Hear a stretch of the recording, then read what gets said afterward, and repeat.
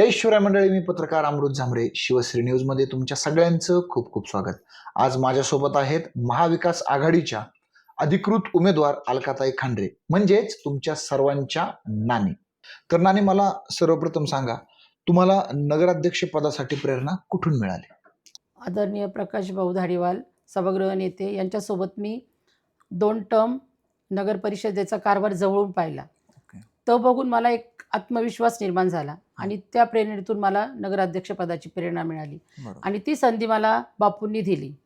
सध्या आपल्या शिरूर शहरामध्ये असे कोणते 3 प्रमुख प्रश्न आहेत का जे तुम्ही नगराध्यक्ष झाल्यानंतर पहिले त्याला प्राधान्य द्याल? रोडचे मेंटेनन्स, पाण्याचे प्रश्न बरोबर. आणि प्रशासक लागू झाल्यानंतर स्वच्छतेचा अतिशय गंभीर समस्या उभी राहिली आहे. बरोबर.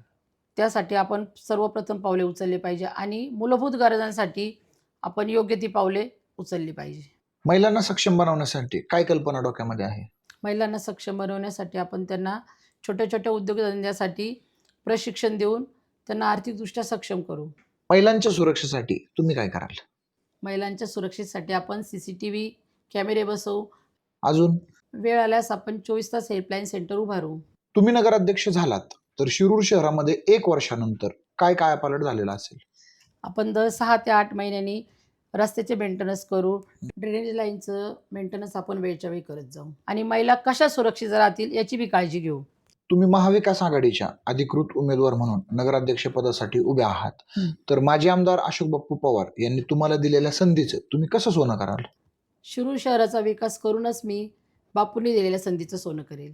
तर मित्रांनो, या होत्या महाविकास आघाडीच्या अधिकृत उमेदवार अलकाताई खांडरे. अनुभव किती महत्त्वाचा असतो हे यांच्या बोलण्यातून कळून येते. तुम्हाला सांगतो, गेले 10 वर्षाचा ताईंना नगरपालिकेतला खूप चांगला अनुभव आहे आणि हाच अनुभव तुमच्या कामाला येणार आहे. फक्त आता तुमच्या हातात आहे यांना नगराध्यक्ष बनवण्याचं. तर येत्या 2 तारखेला मतदानाला या आणि 3 तारखेच्या निकालामध्ये अलकाताई खांडरे नगराध्यक्ष ही बातमी सर्वत्र झळकू द्या. अशाच अपडेट पाहण्यासाठी चॅनलला फॉलो करा आणि सबस्क्राईब करा. धन्यवाद.